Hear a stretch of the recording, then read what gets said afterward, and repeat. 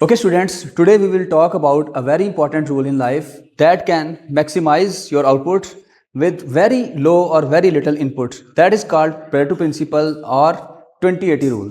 Talking about this rule, इसको Vilfredo Pareto ने 1906 में जो है प्रेजेंट किया था. Wilfredo Pareto, it was an Italian economist and socialist and he has actually observed the society. जब उसने मुआशरे का मुशाहिदा किया तो उसको नज़र आया कि इटली के अंदर जो 80% रिसोर्सेज हैं, 80% वेल्थ है, that is possessed by only 20% message, यानी 20% लोगों के पास 80% वसाइल थे. तो जब उसने इसका बगौर मुताला किया तो उसको नज़र आया कि ज़िंदगी के अंदर कुछ इंपॉर्टेंट चीज़ें हैं, कुछ इंपॉर्टेंट एलिमेंट्स हैं जो कि रिस्पॉन्सिबल होते हैं 80% इफ़ेक्ट्स के.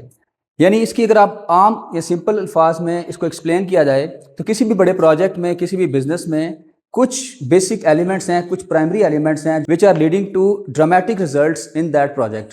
फॉर एग्जांपल, स्टडी के अंदर हम लोगों ने देखा कि कुछ स्टूडेंट्स जो हैं थोड़ी सी एफर्ट से लेकिन कोर एरियाज़ को प्लान करते हुए बहुत अच्छे नंबर ले जाते हैं उन स्टूडेंट्स से जो कि सारा साल पढ़ते हैं. अब उसके अंदर चीज़ क्या है, अगर आप अप टू डेट लेते हैं और अप टू डेट से आप देखते हैं कि कौन सी क्वेश्चंस या कौन सा जो एरिया है दैट इज़ इंपॉर्टेंट, और अगर आप उसके ऊपर एफर्ट पुट कर रहे हैं तो आप क्या करेंगे, आप उन स्टूडेंट्स की निस्बत जो कि अपनी एनर्जी जो है बहुत ज़्यादा वेस्ट कर रहे हैं इररिलेवेंट चीज़ों पे, उसकी निस्बत थोड़ी सी एफर्ट से ज़्यादा काम कर जाते हैं.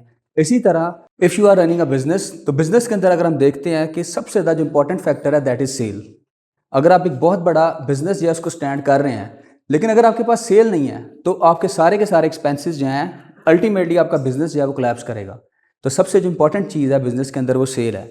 इसी तरह स्टडी के अंदर या सीएसएस के अंदर अगर हम देखते हैं तो सिर्फ 2 पेपर इस तरह के हैं जो कि 98% फेलियर का बाइस बनते हैं, यानी इंग्लिश एसे और English प्रेसी.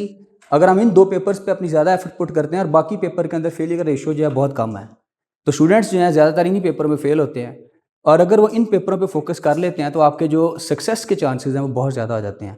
So 80-20 rule it teach us that we should have to look for those basic or those responsible elements which are actually leading to 80% results in any project, in any cause, in any business. Otherwise we are wasting our energy and potential.